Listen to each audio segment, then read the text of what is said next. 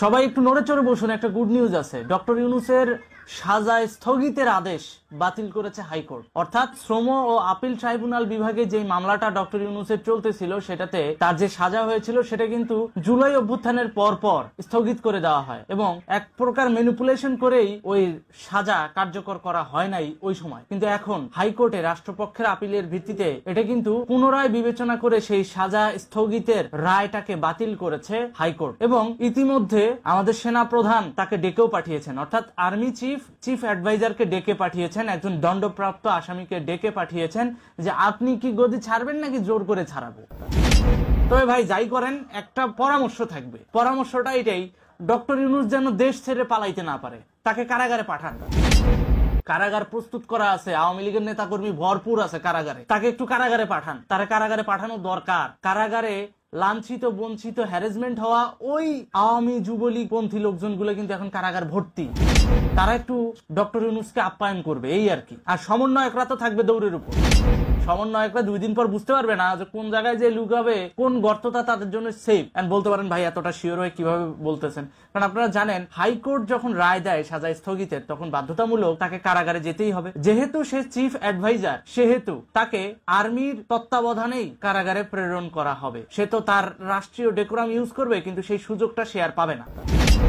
কারণ শ্রম আইন এটা ইন্টারন্যাশনালি এতটা ভ্যালুয়েবল আইন, এই আইনে যদি কোনো ব্যত্যয় ঘটে তাহলে এটা ইন্টারন্যাশনালিও ক্ষমা পাওয়ার অযোগ্য। সুতরাং বুঝতেই পারছেন ডক্টর ইউনূস কি পরিমাণ দৌড়ের উপর থাকবে। আর পিনাকি ইলিয়াসের কথা বলি, পিনাকি ইলিয়াস এরা দুইজন গ্লোবাল টেররিস্ট হিসেবে ঘোষিত হবে, কারণ এরা এক জায়গায় বসে দুর্বৃত্তায়ন করে, সাইবার দুর্বৃত্তায়নের মাধ্যমে পৃথিবীর অন্য একটা দেশকে আক্রান্ত করে তারা সেখানে মব জাস্টিস, জঙ্গি হামলা, হিজবুত তাহরিরের মতো জঙ্গি সংগঠনগুলোকে ইউজ করতে পারে।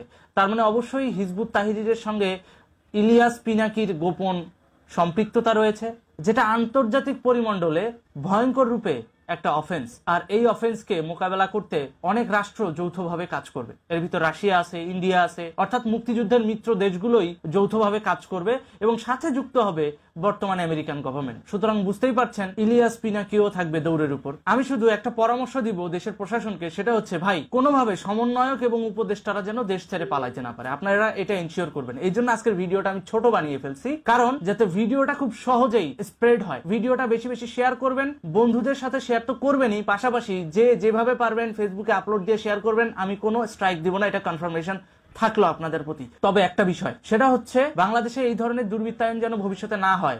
ভবিষ্যতে কোনো সাজাপ্রাপ্ত আসামি যেন শুধুমাত্র সাজা খাটার ভয়ে বাংলাদেশকে জিম্মি করতে না পারে, এ ব্যাপারে বাংলাদেশ সুরক্ষা আইন কিন্তু আমাদের তৈরি করতে হবে। এবং ভবিষ্যতে সেই পদ্ধতি বাস্তবায়নের জন্য কি কি করা উচিত বলে আপনি মনে করেন সেটা আমাদের কমেন্টে জানাবেন। ভালো থাকুন, সুস্থ থাকুন। আজকের ভিডিওটা এ পর্যন্তই।